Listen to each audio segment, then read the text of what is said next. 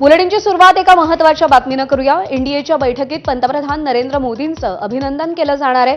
अमेरिकेसोबत करार केल्याबद्दल मोदींचं अभिनंदन केलं जाईल। नितीन नवीन यांचंही प्रथम सहभागाबद्दल स्वागत केलं गेलेलं आहे। आज एनडीएची बैठक होती आणि या एनडीएच्या बैठकीमध्ये पंतप्रधान नरेंद्र मोदींचं अभिनंदन करण्यात आलं। सोमेश कोलगे आपले प्रतिनिधी आपल्याला अपडेट देतील। सोमेश, काय घडलं एनडीएच्या बैठकीत? या बैठकीमध्ये पंतप्रधान नरेंद्र मोदींचं अभिनंदन केलं गेलं आणि यामध्ये एनडीएचे जे सर्व घटक पक्ष आहेत त्या घटक पक्षांचे नेते या वेळी पंतप्रधानांचं स्वागत अभिनंदन करत होते।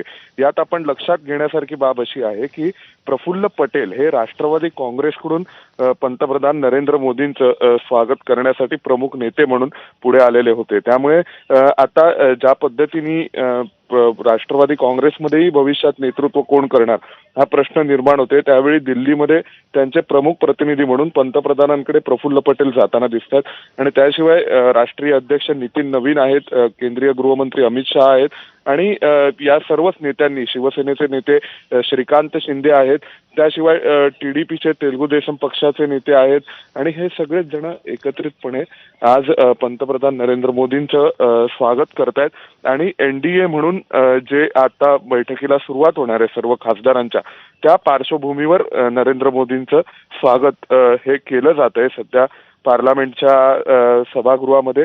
आणि इथेच नरेंद्र मोदींसोबत राष्ट्रीय अध्यक्ष नितीन नवीन ज्यांच्याकडे आता अप्रत्यक्षपणे एनडीएच्याही नेतृत्वाची जबाबदारी येणार आहे त्यांचंही स्वागत केलं जाते आणि सर्व एनडीएच्या विविध पक्षांचे नेते प्रतिनिधी, एनडीएच्या विविध पक्षांचे नेते या सगळ्या कार्यक्रमाला उपस्थित आहेत आणि जसं तू सांगितलंस की प्रफुल्ल पटेल हे राष्ट्रवादीचे प्रतिनिधित्व करत त्या बैठकीमध्ये उपस्थित असल्याचं आपण पाहतोय। सोमेश, धन्यवाद दिलेल्या माहितीसाठी।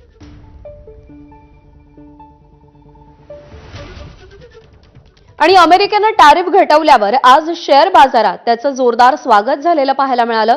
सेन्सेक्स 3600 अंकांनी तर निफ्टी 1200 अंकांनी वर उघडला। तर डॉलरच्या तुलनेत रुपयाची किंमतही वधारली। 1 रुपया 40 पैशांनी डॉलर स्वस्त झालाय। काल प्रति डॉलर 91.50 पैसे मोजावे लागत होते, 91 रुपये 50 पैसे मोजावे लागत होते, तर आज प्रति डॉलर 90 रुपये 10 पैसे मोजावे लागतायत। दुसरीकडे सोनं आणि चांदी मात्र व्यापार करारानंतर पुन्हा महाग झालंय। सोन्याच्या दरात प्रति तोळा 7,000 रुपयांनी वाढ झाली आहे, तर चांदीच्या दरांमध्ये प्रति किलो 23,000 रुपयांची वाढ झाली आहे।